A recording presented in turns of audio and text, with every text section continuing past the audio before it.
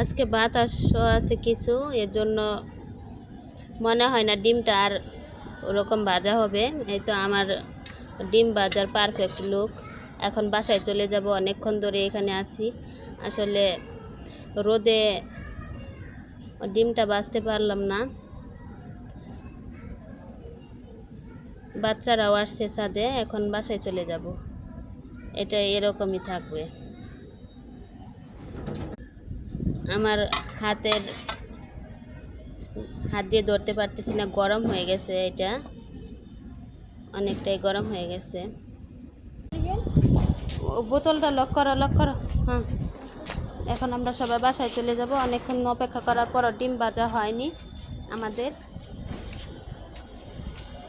চলো না আম্মু, চলো, অনেক রোদ। উপরের অংশটুকু এই যে কেমন হয়ে গেছে।